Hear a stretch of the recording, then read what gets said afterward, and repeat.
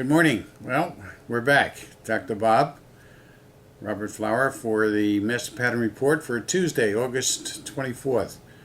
First, I want to thank all of you for your kind responses to what was a hell of a health trip. But things are 90% right now. And thanks again. Okay, let's get on with it.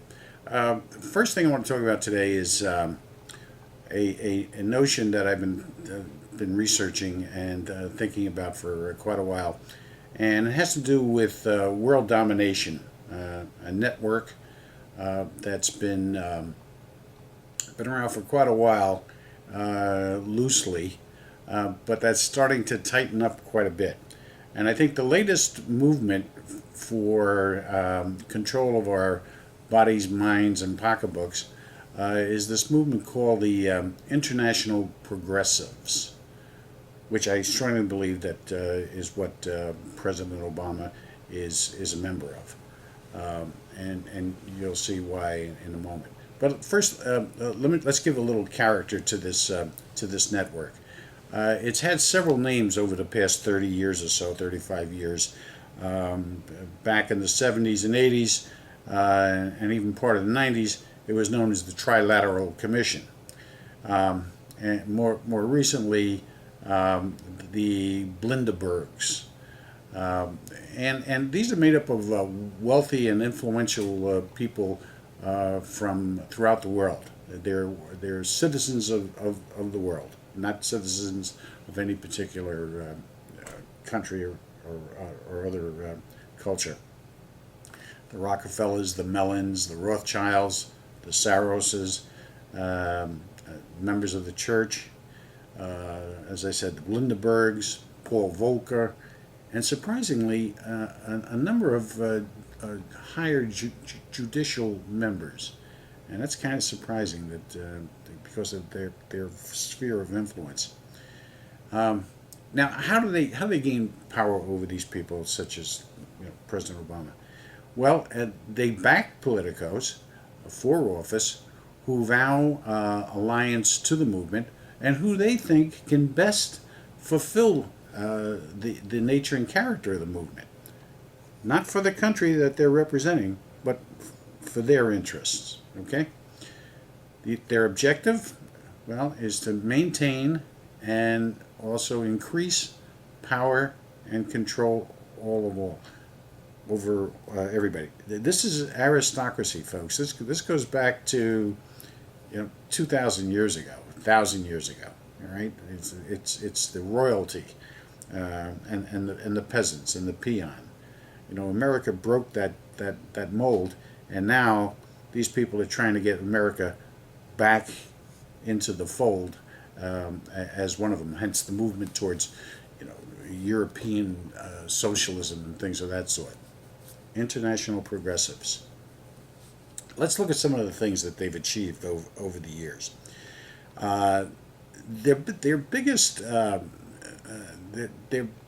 direction is to limit wealth building when it gets when it gets to the point where it's feasible. They foster restriction. Like, for instance, we started to come out of the recession of the 60s and the end of the Vietnam War, and boom, 1973, around there, the Saudis through the oil magnates at that time, Rockefellers and even the Bushes and whatnot, drive fuel up and knock the hell out of our economy. 1979, President Carter, a member of the Trilateral Commission, drives interest rates up and shuts down the economy. Mortgage rates were 18.5% if you could get them. All right. 1995, the government, Paul Volcker, introduces the HELOs, the home equity loans, to the marketplace.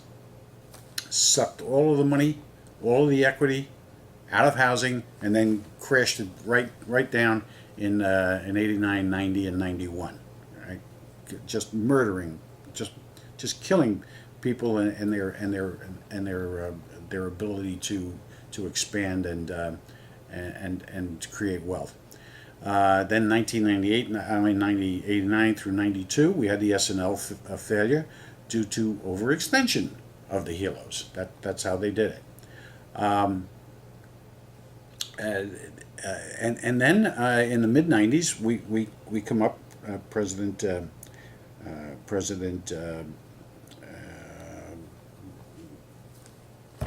who was our president then? Okay, he introduces the Reinvestment Act. I'm still on medication, folks. The Reinvestment Act, and